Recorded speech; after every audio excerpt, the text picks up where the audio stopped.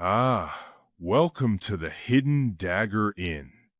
Greetings, citizens, and welcome back to the Hidden Dagger Inn. In today's video, we're going to be unpacking one of the most exciting PvP mechanics coming to Ashes of Creation. The Lawless zones, which we already know about in the open seas, but now the POI Lawless zones inspired by ArcheAge's legendary war peace system. These zones could change how we fight, farm, and claim territory in the world of Era forever.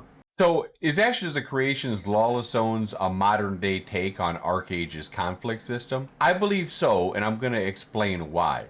When it comes to designing the dynamic PvP system, Stephen Sharif, the creative director of Ashes of Creation, has never been shy about his love for ArcheAge. As a matter of fact, he has publicly stated that it's his favorite MMO, in Lineage 2 being a close second. And anyone who's ever played ArcheAge would understand why. ArcheAge had one of the most intense, player-driven ecosystems we've ever seen. So when Intrepid Studios added the concept of POI Lawless Zones during their June 2025 livestream, longtime MMO fans, myself included, immediately recognized the inspiration. It's not a carbon copy, but it's clear. Ashes of Creation is shaping up to be the spiritual successor in all the right ways. A quick recap of ArcheAge's War and Peace system. In ArcheAge, many zones rotated through three distinct PvP states. You had Peace, Tension, and War. These weren't just decorative phases. They directly influenced the danger level, the rewards, and how players approached the world. This system created a natural PvP rhythm. Players would grind and trade and quest during the peacetime. As tension rose, often due to faction skirmishes, the zone became volatile, and once war broke out, all bets were off. High risk, high reward, just like Steven always talks about. It really made players have to calculate if they would have time to safely do a trade run, or would they be able to maximize their profit while delivering it during wartime. Its unpredictability made it very hard for bots to abuse this system as well. So now after June's live stream, we now have two ways of getting Lawless Zones. We have the open seas, which these zones are always lawless. They'll have a demarcation line, and once you enter it, all bets are off. You won't gain corruption for attacking other players, and naval PvP is completely unrestricted. Think piracy, ship-to-ship combat, and raiding trading ships on the high seas, and don't forget those poor fishermen.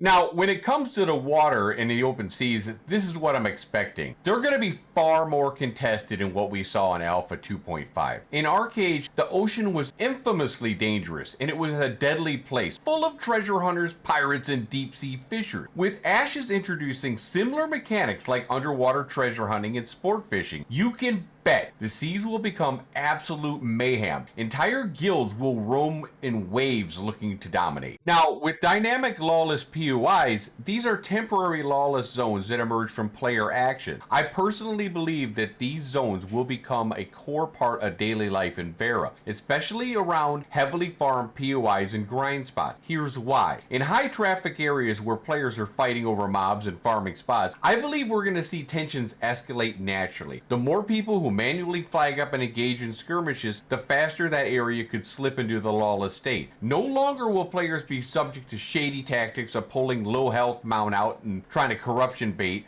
or leashing mobs without consequence, talking crap without ever backing it up. Sooner or later, this system will kick in, and it's time for them to put up or shut up. And here's the best part. This is going to make it extremely difficult to predict exactly when a zone is going to go lawless. That unpredictability adds real weight to player choices, especially early after launch when everybody's scrambling to level up, grab resources, and stake their claim. We're going to see constant tension. PvP will be frequent, conflict will be intense, and the risk of a zone going lawless could hang over every major hotspot like a storm cloud. And for those of you saying that it's theft, that they stole the idea from ArcheAge or from any other game, it's smart game design, not theft. And I love Stephen Sharif for embracing these ideas. Let's be real, this is a smart game design. Intrepid just isn't copying ArcheAge, they're learning from what worked, cutting out from what didn't, and evolving those systems to fit the modern day sandbox. People throw around the word like stealing, but come on, every great MMO borrows from the ones before it. That's how genres evolve. In fact, I hope Intrepid keeps pulling from the classics. And Steven, if you're listening, don't forget about Dark Age of Camelot. The way DAOC handled Realm Pride in large-scale RVR is still unmatched in many ways. More of that, please. And here's a quick side-by-side comparison of ArcheAge versus Ashes, and comparing the two systems that they currently have. What Ashes is doing is important. Being able to fight for a grinding spot without the chance of turning corrupt, that's justice, that's